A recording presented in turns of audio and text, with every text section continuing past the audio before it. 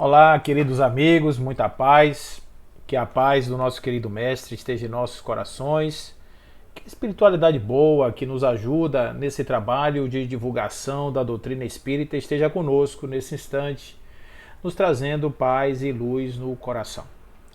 Espero que todos estejam bem. É uma alegria muito grande para mim hoje estar aqui mais uma vez com vocês para falarmos sobre um capítulo de um livro muito interessante da nossa querida Joana de Ângeles, que é O Homem Integral. É esse o livro, né, que nós vamos falar aqui, e o tema de hoje é Busca da Realidade. É onde a nossa querida vai nos trazer reflexões super importantes sobre essa questão do que é real, né? Do que é a realidade, qual que é a realidade real, qual que é a coisa importante, aquilo que nós devemos realmente considerar quando estivermos aqui pautando os nossos valores, escolhendo o que a gente vai fazer da vida, enfim, de que maneira a gente vai trabalhar a nossa existência. Portanto, a nossa querida Joana, ela vai nos apresentar neste trabalho uma espécie de reflexão, uma reflexão, para que a gente possa então ver aonde que nós estamos posicionando o nosso carro, a nossa estrada, em que sentido nós estamos guiando a nossa vida. Então aqui é um bate-papo sobre esse capítulo do livro, Busca da Realidade. E ela começa justamente fazendo uma digressão sobre esse tema, nos lembrando de uma tragédia grega. Uma coisa que, um conto muito importante que foi escrito há 427 anos antes de Cristo, né? Portanto, bem antigo, 2.500 anos atrás mais ou menos, que Aristóteles se apoderou dele. É uma tragédia escrita por Sófocles, né? E ela trata de um personagem muito conhecido, que já foi bastante conhecido aqui, já foi tema de novela e tudo, que é a história de Édipo, né? A história de Édipo é o seguinte: Édipo nasce em Tebas, e lá em Tebas ele tinha uma tradição que o rei ficou sabendo que esse filho que chegava na sua casa era um filho que iria lhe trazer uma tragédia. Ele iria ser o causador da sua morte. Então ele, para claro, não estar alimentando essa possibilidade, ele resolveu se livrar do seu filho e ordenou que o seu filho fosse colocado às bases do monte Citerão, que fica entre Tebas e Corinto, e amarrado numa árvore pelos pés, para morrer. Ele ficou lá um tempo, daqui a pouco veio um mercador passando e viu aquela criança, apiedou-se dele, tirou ele das cordas e levou então. Essa criança foi então para Corinto. E lá o rei se afeiçoou da criança e resolveu criá-lo como filho, o rei Pólibo. E ele então, ele vai crescer como esse príncipezinho, né? Até um dia em que ele vai ao oráculo de Delfos. E lá ele então faz uma indagação sobre sua vida, seu futuro, etc. E lá lhe é dito que ele vai matar seu pai e vai desposar sua mãe. Ele fica chocado com aquilo e foge da cidade de Tebas. Ele não, de Corinto. Ele não queria, hipótese alguma, ser causador do seu pai. E para ele, o seu pai era Pólibo. O seu pai não era outro que não este. E ele vai então, na sua jornada, em uma encruzilhada, passar por uma caravana, e lá ele tem um intervalo lá qualquer com um cidadão, um senhor bem apessoado, e esse senhor entra em luta corporal com ele e ele o mata. Ele o mata e segue sua viagem, né? Para todos os efeitos ali, foi uma coisa do caminho, não tinha nada significativo nisso. Quando ele chega na entrada de Tebas, ele vai enfrentar a Esfinge. A Esfinge era um monstro que todo mundo conhece, né? Ele tem metade, tem a cabeça de uma pessoa, o corpo de um animal, e fazia ali um questionamento: decifra-me ou te devoro, né? Ela é essa a ameaça do monstro. Ele fazia uma pergunta, era um enigma, se a pessoa não respondesse, então ele devorava a pessoa. E ele chega para Édipo e faz: decifra-me ou te devoro. E o enigma era o seguinte: o que é que pela manhã tem 4 pés, meio-dia tem 2 pés e ao final do dia tem 3 pés. E ele não titubeia e responde: o homem. Porque quando ele é criança, ele está engateando, portanto, em 4 pés. Ao meio-dia ele está na sua fase de independência e, portanto, anda com 2 pés. E ao final da vida, velho, usando uma bengala, ele tem então 3 pernas. Então, essa resposta faz com que a esfinge morra, né? Vai embora. E não é mais ameaça. Ele entra na cidade como um rei, como um herói, porque ele venceu aquele monstro horroroso. Ele foi capaz de decifrar o enigma. E lá ele tem como prêmio casar-se com Jocasta, que era a rainha que havia ficado viúva recentemente. E ele então se casa com ela como prêmio. Vai ter filhos com ela e tudo. Lá pelas tantas, depois de passados muitos anos, ele descobre que o seu futuro, em verdade, não ia acontecer. Já aconteceu. Porque aquele homem que ele havia se encontrado na estrada, em verdade, era o seu pai, que ele teria matado. E que aquela com a qual ele teve filhos era, em verdade, a sua mãe verdadeira. A mãe, a Jocasta, se mata por conta dessa realidade, como o fim da sua tragédia. E o Édipo então cega, tira os olhos, né? Ele fica cego, ele arranca os seus olhos por conta da questão de se sentir culpado de ter feito tantas coisas. Ele fugiu, terminou se encontrando com seu destino. Por que Joana traz essa questão? Ela traz isso para falar do determinismo da vida, ou seja, o que está escrito não vai ser modificado, é isso? Não, ao contrário. Ela está trazendo isso como um símbolo, né? Um símbolo, claro, como toda tragédia, ela tem aí uma simbologia que representa um homem em busca de si mesmo. Ou seja, o que Édipo estava fazendo? Ele estava fugindo da realidade de estar indo em busca de si. E no momento em que ele procurou a verdade apareceu, e só que a verdade era inconveniente. O que ele fez? Ele arrancou os olhos para dizer: não quero ver, não quero mais enxergar essa realidade. Essa realidade é por demais dolorosa, por isso eu não quero enxergar. A partir daí ele começa, a Joana começa então a trazer os elementos que ela gostaria de apresentar como percepção de realidade. E uma das coisas mais interessantes que ela começa a dizer é o seguinte: eu não posso ser um ser que observa a realidade se eu não sei quem eu sou. Se eu não me conheço, se eu não sei quem eu sou, como posso perceber a realidade? E a partir desse ir em busca dessa verdade é que está o problema. Porque no momento em que nós adentramos no nosso mundo íntimo, nós descobrimos que nós não somos o que nós gostaríamos de ser. Nós não somos bons, nós não somos necessariamente bons, nós não somos necessariamente pacíficos, nós não somos necessariamente bem resolvidos.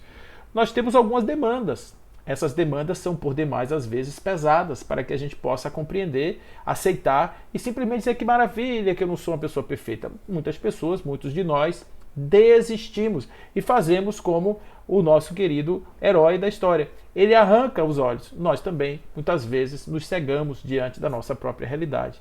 Porque é dolorido fazer essa viagem. Ir para o encontro de nós mesmos, muitas vezes, é muito difícil. Por isso a gente desiste. A gente não faz essa viagem. A gente resolve simplesmente interromper essa viagem em um determinado ponto. Por quê? Porque é melhor. É melhor fazermos isso. É melhor vivermos para fora do que vivermos nesse mundo íntimo. O mundo em que nós estamos inseridos é um mundo realmente de externalidades. É um mundo, né, de frivolidades, é um mundo de periferia. E por isso a indústria do entretenimento ela se vale disso para criar uma sociedade cada vez mais voltada para fora, voltada para a superfície. Então observe que os espaços de entretenimento não são espaços de reflexão, são espaços de relaxamento, são espaços de esquecimento. O sujeito vai ali para esquecer. A gente gosta de dizer isso, né? A gente vai para esquecer da realidade, esquecer dos problemas, esquecer dos encontros, dos desencontros, etc. Então, ali é lugar para isso. E a sociedade hedonista, que é a sociedade pós-moderna, ela é tipicamente hedonista, é uma sociedade que coisificou o ser, mas ela fez isso em nome de uma suposta possibilidade de conseguir dar a este ser uma qualidade de vida melhor do que a que ele tem. Ou seja, já que você sofre tanto, toma aqui uma gota de prazer, afinal de contas você merece. né? Você merece, você é uma pessoa que merece, portanto, você precisa receber, de alguma forma, uma compensação por tudo aquilo que você vive. E a gente vai se entregando a isso de uma maneira tal que a gente termina não fazendo o trabalho, que é o trabalho que deveríamos fazer, que é o trabalho de nos conhecer, saber o que somos, saber quais são as coisas que nos afetam, saber quais são as coisas que ainda estão prementes, quais são as nossas necessidades emocionais. A gente não faz essa caminhada. A gente faz uma caminhada inversa, a gente faz uma viada para fora, cria elementos estéticos, externalidades, para poder nos fazer representar no mundo quando um ente interno, interior, aquele ser que eu sou, demandando a sua existência, é calado, ele é totalmente recalcado, porque não é espaço para autoconhecimento, não existe oportunidade para o autoconhecimento. Existe também uma situação em que o indivíduo, que ele está em processo de autoconhecimento, ele às vezes não é aceito da forma que é, ele não é incluído, ele está fora de uma realidade, portanto a realidade não o percebe, não o aceita, não o inclui, e ele se sentindo mal diante disso, abandona essa caminhada para a autenticidade, para a sua autonomia e volta a ser um ser heterônomo, aquele que busca satisfazer a necessidade do outro, aquele que está muito mais preocupado com o que o outro pensa dele do que o que verdadeiramente ele faz em termos do seu sentido. Então é um trabalho realmente complicado, duro, difícil, e que essa empresa realmente, Joana, nos adverte que para fazermos essa viagem é preciso que nós estejamos munidos de algumas ferramentas que são importantes para vencermos os obstáculos que nos serão apresentados à medida em que nós iniciarmos esta caminhada em busca dessa realidade. Estamos buscando a realidade do ser, estamos buscando uma verdade, estamos buscando uma possibilidade de expressão de algo que a gente possa dizer, não, eu me identifico com isso. E não simplesmente um aspecto cosmético, não simplesmente um aspecto que esteja ligado à nossa aparência no mundo, ao nosso estar aparente no mundo. É por isso que é importante, às vezes, a gente entender que sem essa compreensão do eu, sem essa compreensão do elemento principal que está agindo enquanto um autor interno, nós vamos fracassar. Nós temos aí, na nossa cartografia da psique, nós temos um conteúdo, um espaço bastante grande, muito maior do que o da consciência, que é o da inconsciência, que ele está repleto, eivado de situações, de conteúdos, que são conteúdos que muitas vezes eles estão para além, muitas vezes não, quase sempre eles estão para além da nossa capacidade de percebê-los, porque são conteúdos que foram internalizados de maneira imperceptível, ou que não tiveram energia para se manter na luz e foram para as sombras. Esses conteúdos, agregados também aos conteúdos de vidas passadas, para além dos nossos conteúdos ancestrais, aqueles conteúdos chamados os conteúdos das nossas heranças culturais, muito mais do que isso, nós temos aí esse grande manancial de informação que é um ser completo espiritual, que faz com que nós sejamos muito mais assustados pelos conteúdos que emergem do inconsciente para o consciente do que conscientes e plenos daquilo que nós achamos que somos. Então a gente diz assim, eu sei quem sou, eu já sou bem resolvido, é isso e aquilo, mas muitas vezes a gente é surpreendido por conteúdos que emergem desse inconsciente, ganham força, adquirem capacidade de vir à luz e eles vêm à luz nos assaltando, nos tomando de assaltos. E é por isso que a gente precisa desse autoconhecimento, dessa busca dessa realidade, e é assim que Joana começa a nos apresentar o seu capítulo. Ela vai falar em 3 aspectos na busca da realidade, que é o autodescobrimento, que nós já estamos falando sobre ele, a consciência ética e a religião e religiosidade. Então, em termos de autodescobrimento, o que é o grande trabalho? O grande trabalho é a busca do ser por esse conteúdo que está aí na sombra, para que ela possa emergir não de forma subreptícia, não de forma involuntária, mas que ela possa ser encontrada, ressignificada e integrada na personalidade total do ser. E assim ela possa ser modificada, ela possa ser transformada. O conteúdo inconsciente, ele não é um conteúdo, a sombra não é necessariamente uma coisa real de uma realidade ocorrida, ela é de uma realidade percebida. O grande conteúdo dos conteúdos da sombra, do inconsciente, esses que estão nos complexos, que estão ali nessas unidades de energia psíquica emocional, psicoemocional, esses conteúdos são resultados da nossa percepção, da nossa mundividência. E a mundividência de cada um é especial porque ela é subjetiva. Você não vê a realidade como ela é. Você internaliza a realidade do jeito que você acha que é. É do jeito que os seus olhos e os seus sentidos captam. Então, a depender do conjunto de valores, a depender do nível cultural, a depender do estado emocional, a depender do querer, dos afetos, a depender de toda a circunstância que esteja acontecendo ali naquele momento, o sabor da experiência será diferente, será particular. E duas pessoas vivendo a mesma realidade vão internalizar essa realidade de maneira completamente diferente. Por quê? Porque as histórias são diferentes, os conteúdos são diferentes. Então esses conteúdos inconscientes, eles não representam necessariamente os monstros representados ali pela esfinge, decifra-me ou te devoro. Não é isso.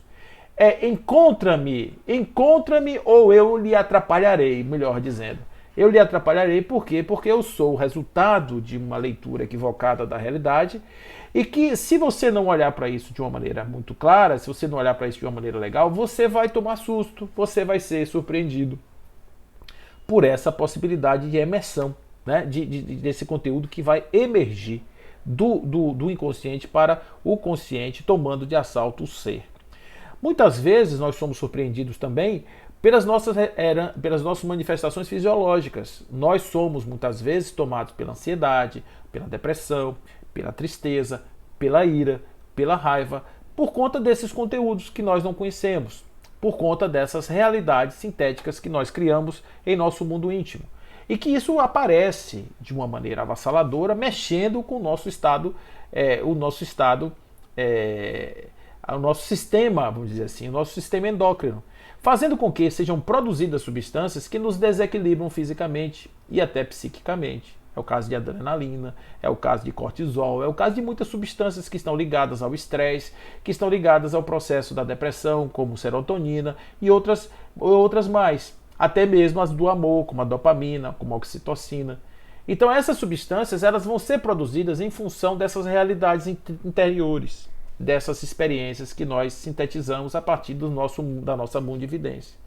Então, autodescobrir-se é, antes de tudo, munir-se desse mundo íntimo, apoderar-se desse mundo íntimo, não no sentido de fazermos esta viagem como se ela fosse assim uma coisa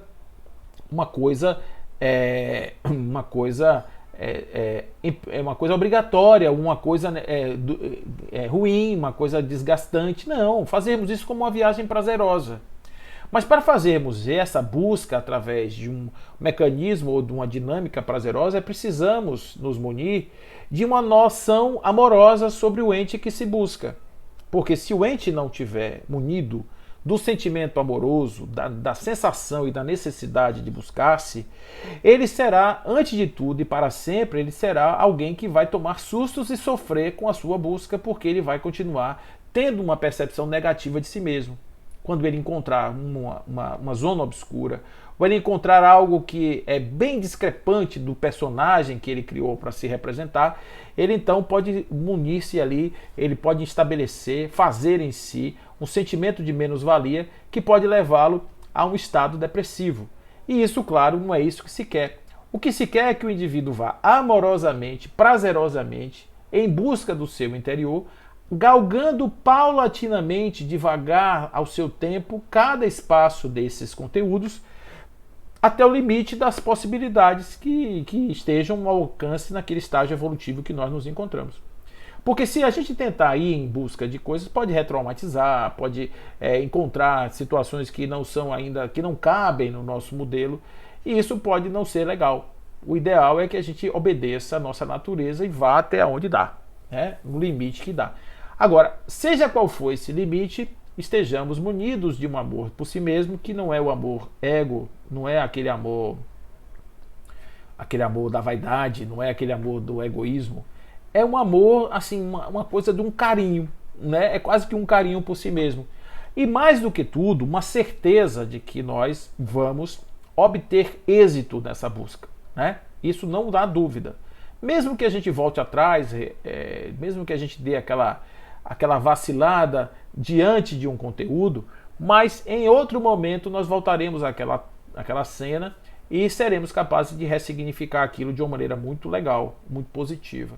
Então, amor no sentido desse querer-se e, ao mesmo tempo, estimulado pela chance e pela possibilidade real de sucesso nessa empreitada, mesmo que difícil, mesmo que dolorosa, mesmo que muitas vezes nos trazendo muitas revelações negativas. Então, essa questão ela é importante porque sem esse conteúdo, essa ferramenta, a gente pode fracassar. Fracassar no sentido assim, a gente pode não lograr o êxito que a gente gostaria. Encontrar-se apenas com coisas negativas pode representar apenas mais tristeza e nada mais do que isso. Mas se eu as vejo como elementos da construção, da subjetividade, e posso ver o mundo e contrapor o meu mundo atual, meu mundo íntimo atual, com aquilo que é um conteúdo que estava internalizado e fazer daí uma ressignificação daquele que era ruim, eu posso dar energia para que ela venha para o consciente como lição aprendida e, consequentemente, eu amadureça em todos os aspectos do que eu estou falando. Então eu tenho, por exemplo, um medo de um determinado tipo de coisa. Eu tenho uma fobia por um determinado assunto. Mas hoje eu já estou em uma outra condição psíquica, porque quando eu criei a fobia, quando veio o evento que me marcou, o evento representativo, significativo do início daquela impressão negativa lá da relação com aquilo que é o elemento fóbico, eu hoje posso olhar para aquilo com outro olhar. Hoje eu já compreendo aquilo de outro jeito. Então, vamos supor que fosse um bicho, uma pessoa, o doido da rua, que antigamente era muito comum a gente ter medo do doido da rua, porque tinha a história de um saco que pegava a criança, que botava no saco, que levava para onde. E você olha isso para trás, e quando você olha para trás, muitas pessoas ainda sentem o coração bater diante de uma figura que está na rua, fica assim naquela coisa do pânico. Não é o adulto que está sentindo isso, é aquela criança que foi estimulada lá atrás a ter o medo do homem da rua por conta do saco. Esse homem maduro de hoje pode olhar para esse homem do saco de antigamente com a mente do homem maduro e perceber que aquilo em verdade era algo que a criança pode ser apresentado por esse mesmo homem maduro. Olha o homem maduro chegando para a sua criança interior e dizendo assim: criança, presta atenção, esse homem, ele não carrega crianças. Olha bem, eu estou aqui, ele nunca carregou, ele passa por mim, ele não tem nenhum saco nas costas. Esse tipo de questão pode facilmente, amorosamente, reintegrar a criança à sua condição de ver um homem passar sem sentir o medo. Tá certo? Então esse tipo de coisa você só faz quando você vai com amor, com caridade, com carinho. Você vai devagar, respeitando o tempo de si mesmo, que é um ato reconhecidamente de amor. Quando a gente vai na tora, que quer forçar a barra, etc., pode criar realmente uma resistência muito grande e isso ser complexo. Então, o amor é extremamente importante. E depois disso, nós temos uma questão de verdade. No campo da verdade, há que se falar sobre uma possibilidade de qual verdade, uma pergunta, né? Qual verdade ou sobre qual verdade nós estamos falando? Nós estamos nos referindo a qual verdade? A verdade está escrita no livro X, que foi dita pelo profeta ou pela pessoa Y. Que verdade é essa? E Joana vai nos dizer que a verdade verdadeira, ela talvez não esteja escrita em lugar nenhum. Porque, por exemplo, as leis divinas, que são verdadeiras, porque são inexoráveis e elas regulam o universo inteiro, elas estão aí, elas podem não ser conhecidas do ponto de vista técnico, do ponto de vista verbal, do ponto de vista escrito, mas a gente pode muito bem entender isso, porque essas leis elas não estão nos livros, elas estão na consciência. Então, na medida em que a verdade ela pode ser percebida, ela consegue construir realmente algo de valor elevado, porque ela vai para além dos códigos, ela vai para além daquilo que está escrito. A verdade, ela se insinua no campo das possibilidades de uma maneira muito firme. Então, por exemplo, uma verdade que é inexorável, está aí, posta, colocada. O que somos nós, do ponto de vista existencial? Somos carne que pensa e a mente é, portanto, um epifenômeno do cérebro? Ou nós somos espíritos vivendo experiências humanas? Ou nós temos o corpo como expressão do espírito e, em verdade, é um ente consciente, dotado de princípio inteligente, princípios espirituais, capacidades de perfectude. Esse indivíduo que se insinua para a vida, esse indivíduo, portanto, é esse eu que está aí vivendo essa experiência. Isso é uma verdade, gente, porque eu estou aqui, eu sou um fato concreto, né? Você é um fato concreto. As coisas que vemos são fatos concretos, isso a gente não pode negar. Por trás desses fatos concretos existem elementos fundantes, elementos concretos que permitiram aquilo existir. Então, para que a realidade pudesse ser modificada, transformada ou até mesmo evidenciada, materializada, tangibilizada, é preciso que atrás dela tenham havido princípios outros que estabeleceram essa sua consecução, essa sua realização, essa sua materialização. E por trás desses elementos, outros elementos, etc., foram sendo consignados, foram estruturados, até chegarmos na fonte primaz, na fonte elementar. Não há o que correr disso, porque atrás de uma coisa que existe, né, existe sempre um algo que lhe é causa, é algo que ele é condição essencial, algo que ele é condição suficiente para que aquilo aconteça.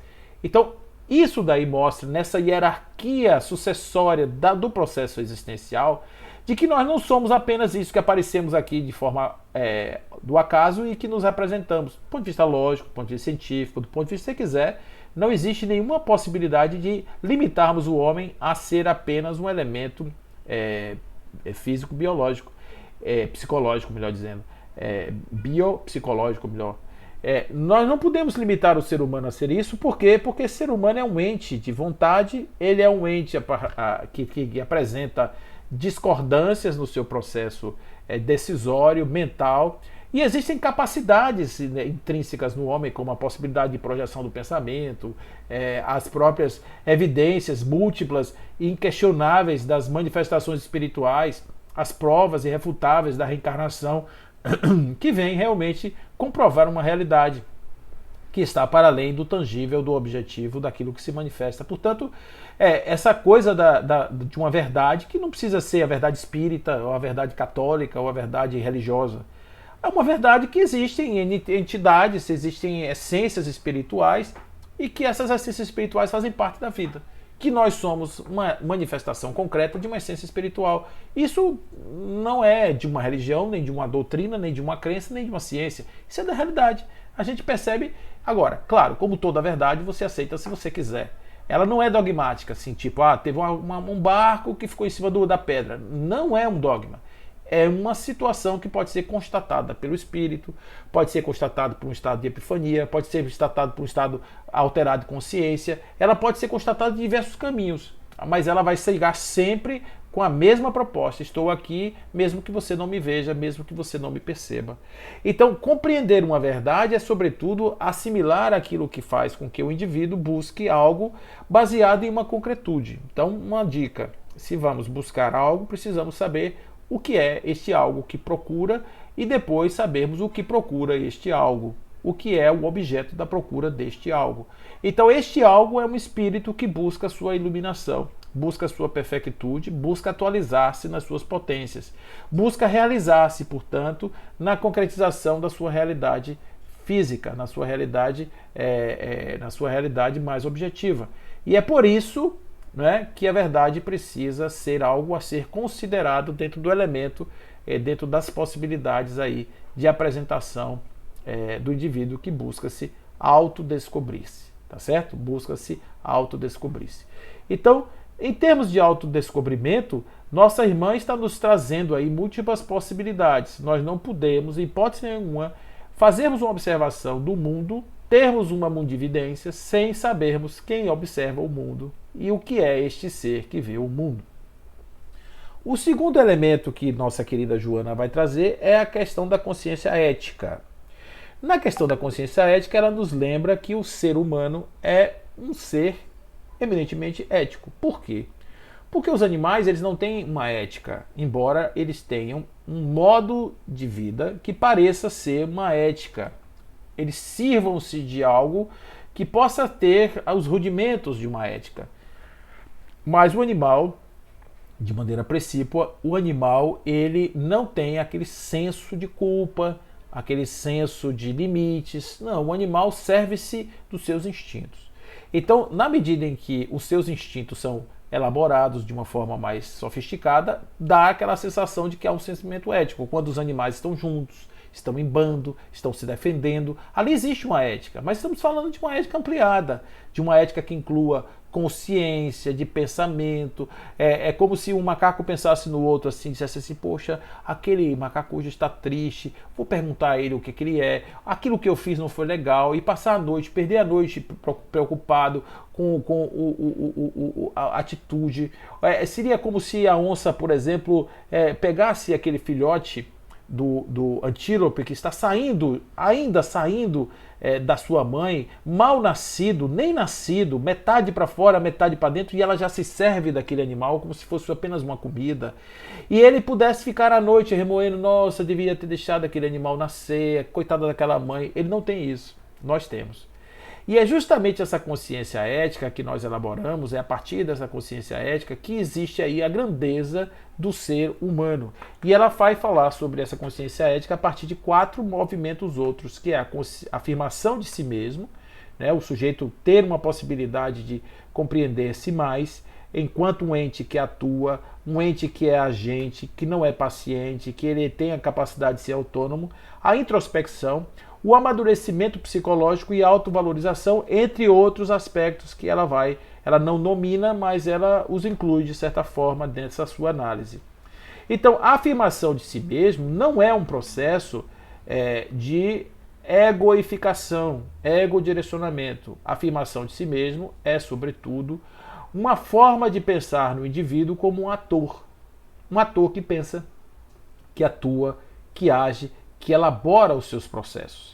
Então, é importante que a gente saiba disso, porque isso nos dá uma ideia de autonomia. Nós somos heterônomos, nós somos guiados, a nossa ética ainda é guiada por processos externos, por leis, códigos, princípios humanos que orientam o comportamento das pessoas em função de um bem-estar social. Mas, às vezes, elas são como Tertuliano, elas têm um pensamento meio assim, baseado em Tertuliano, são absurdos. Né? Elas são válidas, embora sejam um absurdo. Né? Então a gente vê muitas coisas na sociedade, né? Que são padrões sociais vigentes, válidos, mas absurdos, como por exemplo a liberação do uso do álcool, por exemplo. Né? O uso indiscriminado do álcool.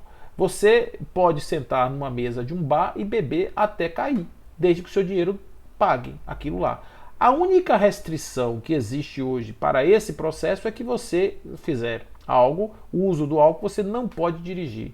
Mas esse processo de não pode dirigir surge justamente de uma estatística, de que as pessoas que se envolviam em acidentes eram aquelas que estavam envolvidas com álcool, etc. E por esse motivo faz-se ali uma limitação, uma lei que estabelece. Mas não existe, em hipótese alguma, a capacidade de apostarmos no senso ético autônomo do ser humano. O indivíduo que de repente diz, não dirigirei porque bebi. Né? Ele não vai fazer isso. Se não houver a lei, ele vai pegar o carro e vai dirigir, até bater, até causar um mal ao outro. Então, o senso ético no nosso estágio evolutivo ainda é um senso heterônomo, um senso cerceado pela nossa externalidade, pela cultura, pela lei, pela justiça. Então, é claro que no momento em que a gente começa a desenvolver um autoconhecimento e começa a perceber uma realidade ampliada, a gente vê que há necessidade, sim, de fazermos a construção de uma percepção ética, de um senso ético, de um senso estético, ético, muito mais aprimorado do que aquele que é guiado pelas próprias condições humanas. Paulo dizia, tudo me é lícito, mas nem tudo me convém. Então, nem tudo me convém, mesmo sendo lícito. Aquilo que me é lícito não me convém. Então, observe que ele, mesmo sendo liberado, mesmo sendo disponível para que ele faça sem que ninguém brigue com ele, sem que ninguém o ponha numa cadeia, nem ninguém o processe, ele, no seu senso íntimo, não se sente confortável em fazer. Por quê? Porque o seu senso ético superou a ética social, superou aquele senso. E observe que à medida em que você se autodescobre como espírito construtor, espírito em princípio unificado, espírito que está nessa condição, enquanto mais a gente percebe-se assim, mais esse senso se torna absoluto. Por quê? Porque ele é, na verdade, da natureza, ele não é da sociedade, ele não é da construção limitada ou baseada no estágio evolutivo de cada ser, ou melhor, daquela população. Ela está ali numa condição de mais, né? Do que simplesmente o mero jogo das convenções sociais. Então é importante a gente imaginar que o autoconhecimento e a busca de um eu mesmo vai aprimorar a nossa condição de uma ética baseada não faça ao outro aquilo que você não gostaria que fizesse a você, né? E de uma amorosidade que vai ser expandida à medida em que o outro seja incluído nas minhas percepções existenciais. Eu estou feliz quando o outro está feliz. Eu estou integrado, eu estou vivendo uma realidade melhor quando o outro assim também o faz. Então é preciso que a gente pense que o convite do autoconhecimento não é só integrar a sombra, é como consequência as transformações derivadas da integração da sombra. E aí vem justamente como consequência o amadurecimento psicológico, que ela vai nos trazer aqui também, dizendo que o indivíduo que se autoconhece, se autobusca, o indivíduo que tem noção da sua própria e da sua real realidade, ele é um indivíduo mais amadurecido e, consequentemente, um indivíduo que tem a possibilidade de autovalorizar-se. Então, as duas questões que estão aqui colocadas na consciência ética, segundo Joana, o amadurecimento psicológico vai trazer ao indivíduo o enfrentamento no sentido pacífico, tá? O enfrentamento no sentido do conhecimento daquilo que é o seu conteúdo intrínseco, daquilo que está no seu elemento psíquico, no seu campo psíquico, que ele vai integrar. E aí, com isso, ele vai ter menos sustos com os gatilhos que vão ser disparados, ou que antes eram disparados, por estímulos externos. Os conteúdos inconscientes, as feridas da alma, as coisas que estão lá dentro, elas estão, digamos assim, agora mais disponíveis, mais vulneráveis aos estímulos. Na medida em que nós nos conhecemos, vamos tendo a possibilidade de compreender o porquê nossos comportamentos são daquela forma e não de outra, a gente começa a ter outros comportamentos que são menos involuntários, são mais conscientes, são mais providos de um senso, né? De um senso. Eu sei que isso me fere. Por que isso me fere? Então, quando alguém me fala uma coisa que me move, antes de eu reagir, eu penso assim: por que isso está me movendo? Por que isso está isso está mexendo comigo? Por quê? Que tipo de coisa é essa? Né? Então, uma das coisas que a gente mais faz do ponto de vista desse amadurecimento psicológico, enquanto ele não chega, a gente é acumulador de problemas alheios. A gente traz as coisas que os outros processam ou não processam e jogam para fora, a gente internaliza como se fosse problema nosso. E faz disso aí, às vezes, um grande cavalo de batalha com uma coisa que a gente simplesmente poderia ter estancado na porta se a gente entendesse que aquele conteúdo realmente não nos pertence. Mas por que nós fazemos isso? Porque temos prazeres mórbidos, temos a necessidade da internalização, porque aquilo fala pra gente, aquilo tem conteúdo importante pra gente. Então a gente internaliza, mas por que eu estou catando lixo dos outros? Por que eu não sou uma pessoa que consigo fazer essa triagem? E por que esse lixo, essa coisa que está vindo no sentido psicológico, essa energia negativa, desgastante, por que ela está entrando no meu mundo íntimo e está me causando esse problema? Essa é a pergunta, gente. Não é o outro, ele às vezes está nos ajudando a sair de um imbróglio, sair de uma situação de desconhecimento total do eu. Aquela situação que chegou, poxa gente, por que isso me afetou? E aí começar a elaborar isso na cabeça, começar a fazer essa pergunta, que é uma pergunta importante e que ela vai, sem dúvida nenhuma, toda vez que a gente faz uma pergunta para o mundo interior, o mundo íntimo, a mente responde, o psiquismo responde. E assim a gente vai ganhando esse espaço. A autovalorização não é o sentido, no sentido do ego, mas é um sentido do indivíduo amadurecido. Ele consegue ter uma percepção de si diferente. Ele não está mais ligado à valoração externa. Ele não sou mais o que você pensa de mim. Eu sou o que eu penso que eu sou. Simplesmente, eu não dependo de você para me valorar. O que você fala de mim, eu entendo, é importante, eu considero, posso até aceitar isso. Mas, não necessariamente isso fala de mim. Isso fala mais de você do que de mim, né? Quando Pedro fala de Paulo, eu conheço mais de Pedro do que de Paulo. Essa é a história. Mas o que você está dizendo para mim é importante, porque é a sua forma de me ver. Foi a maneira como eu cheguei até você. Eu posso até me ocupar disso. Por que é que eu cheguei até você desse jeito? Mas eu não posso entrar no seu mundo íntimo para dizer por que você pensa que eu sou aquilo que você está me dizendo que eu sou. Eu não posso fazer isso, a não ser que eu te conheça, que eu entre no seu mundo íntimo, que eu faça lá um mergulho no seu psiquismo para entender que tipo de imagens, que tipo de significações, que tipo de símbolos eu trouxe para você que você pudesse me interpretar dessa forma. Então isso realmente é algo que estaria fora do meu alcance. Mas a mim, dentro do meu mundo íntimo, esse eu posso. Esse espaço eu posso perfeitamente compreender. Esse espaço eu posso perfeitamente me assenhorar, porque é um espaço meu, é um espaço do meu mundo íntimo. Isso eu consigo, fatalmente eu consigo fazer quando eu assim me debruço.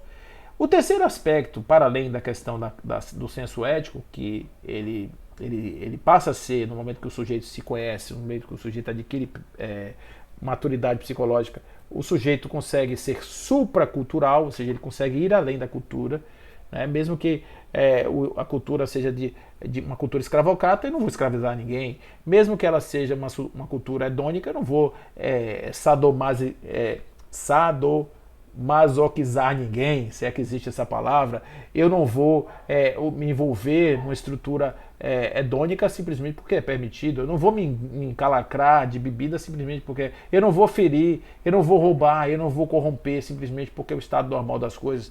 Eu vou simplesmente viver uma vida dentro de um estado mais pleno e usando aspectos mais elevados, digamos assim, em termos de valores, para poder nortear o meu senso ético, que pode ser uma vida na individualidade. O sujeito é independente da forma como o mundo assim haja. O terceiro aspecto é a religião e a religiosidade. E aqui ela faz uma reflexão dizendo o seguinte, que a religião ela não deve ser o espaço da construção de personagens, né? Isso significa dizer que não existe modelos religiosos que possam ser adotados por A ou por B. Não existe. Não existe uma forma do sujeito se apresentar religiosamente e isso significar o seu crescimento moral, ético e espiritual. Não existe nenhuma forma. Mesmo que o sujeito esteja se sacrificando do ponto de vista físico, mesmo que ele use os chicotes para ferir o seu corpo, mesmo que ele use o silício para ferir o seu corpo. Não é isso. Não existe isso. Não se cubra de cinzas. Não existe cobrir-se de cinzas que redima ninguém, né? O que existe realmente é uma atitude verdadeira do espírito. E essa atitude verdadeira do espírito, ela só se move quando a religião ela passa a ser um elemento de despertamento. Porque a religião, ela, pelos significados históricos, ela pode ser ligação, no sentido de religare, né? A religião como ligação, conexão com o sagrado, transcendente, etc. Pode ser como relegere, que é releitura, que é no sentido de você reler ou ressignificar o símbolo das coisas a partir dos valores espirituais que são trazidos pela religião, ou reelegere, que seria reeleição. Seria mudar o conteúdo dos símbolos ou mudar os valores, mudar o conjunto dos símbolos, dos valores, etc., que norteiam a minha vida através da religião. Todos esses significados são possíveis da religião. A doutrina espírita ela é diferente de outras religiões, porque, embora consideremos a doutrina espírita como religião, ela não é dogmática, ela não tem procedimento, ela não tem regras estabelecidas, não tem códigos estabelecidos. O que existe é uma verdade que foi apresentada no sentido da nossa presença espiritual, nossa realidade espiritual. Foi apresentado também essa manifestação e essa causa e consequência da nossa atitude. Agora, isso deve chegar às pessoas como elementos de mudança e aprimoramento da consciência e não como elementos do aprisionamento. Porque quando o indivíduo vai coibir suas pulsões íntimas para se transformar num elemento que corresponde aos padrões estéticos de uma religião, ele não está se religiosizando, ele está apenas fazendo de conta que.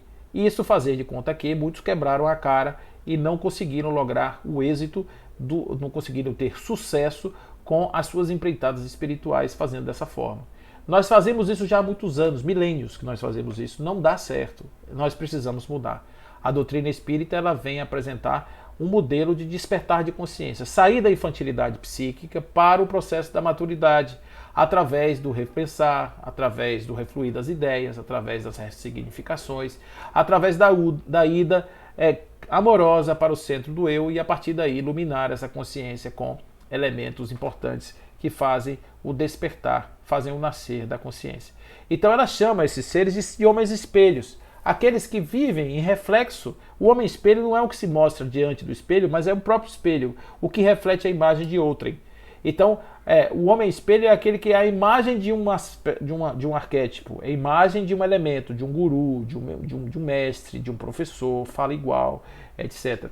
Não é isso. O elemento é a autonomia, o indivíduo buscar a si mesmo como mecanismo de lograr o êxito da transcendência sem necessariamente ser apenas um espectro, apenas um elemento, apenas uma imagem do outro.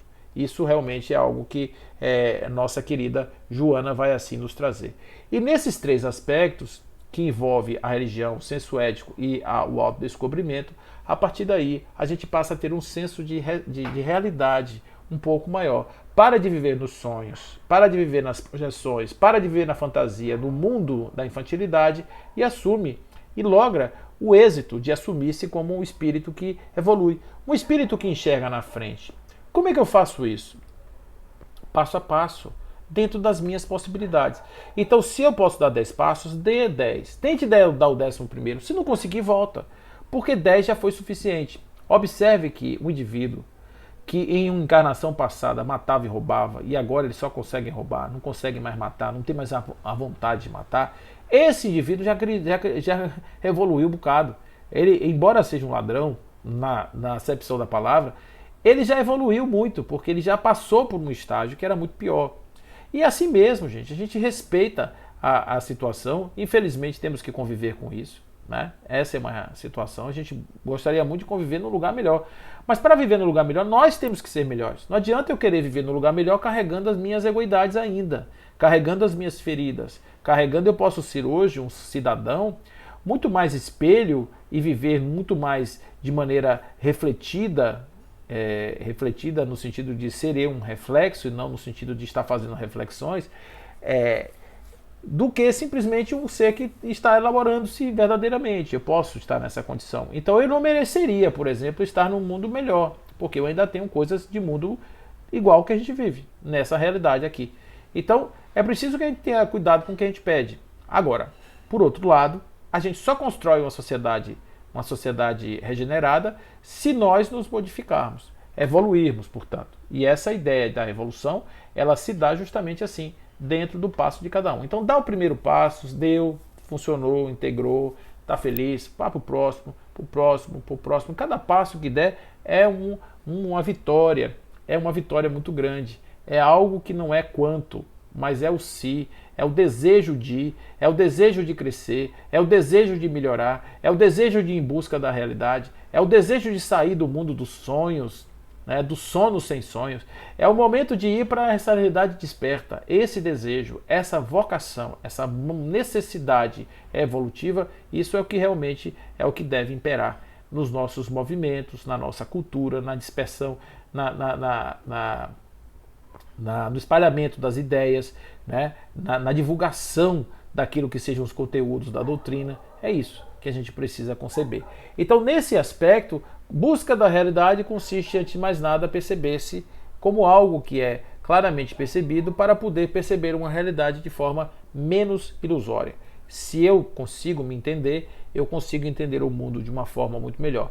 Ir em busca de mim dá-me uma dimensão de mim mesmo, que é o espírito, que é potencialmente divino, que é potencialmente amor, que é potencialmente cheio de possibilidades aí grandiosas. Conhecer-me dá-me essa possibilidade para ver o mundo sobre os olhos amorosos do espírito que se realiza, que evolui, que grada nas suas ordens, nas suas classes em direção à condição do espírito puro ou do puro espírito. A partir daí a gente vê que realmente temos aí um grande dever de casa conosco mesmo. Sair do lugar do que dorme para o lugar do que desperta. Então a gente lembra da mulher lá, da viúva, que deixou a moeda no gasofilácio, deixou a moeda no local das oferendas. E aí quem observava disse: que mulher é essa que deixou só essa quantidade de dinheiro? Como pode um lugar luxuoso desse?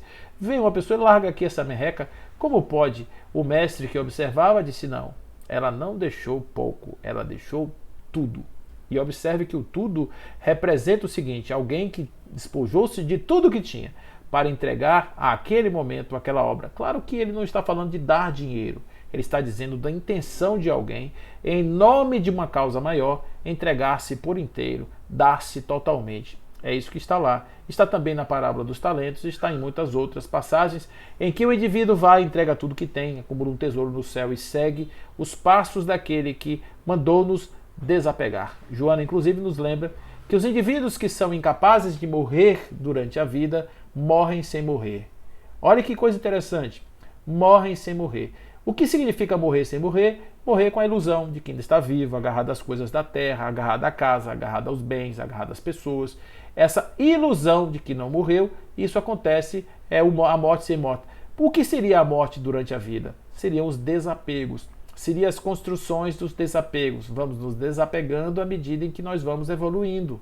Nós vamos crescendo, abrindo mão disso, daquilo, em nome de outras aquisições maiores, mais relevantes. O ego precisa disso no primeiro momento, porque ele tem que ter aquela sensação de que ele está ganhando algo. Mas, por outro lado, ele está abrindo mão também de coisas que estão atrasando a sua viagem. Então, o estado do morrer todos os dias, no sentido claro, no sentido abstrato, no sentido de um pensamento extremamente simbólico, mas é algo importante que estejamos dispostos a rever os nossos conceitos, a repensar as coisas que nos guiam, para que nós possamos, então, lograr o êxito de enxergar a realidade como a realidade é, e não pelos olhos fantasiosos das crianças espirituais que somos, que querem apenas serem salvas e, ao mesmo tempo, serem felizes.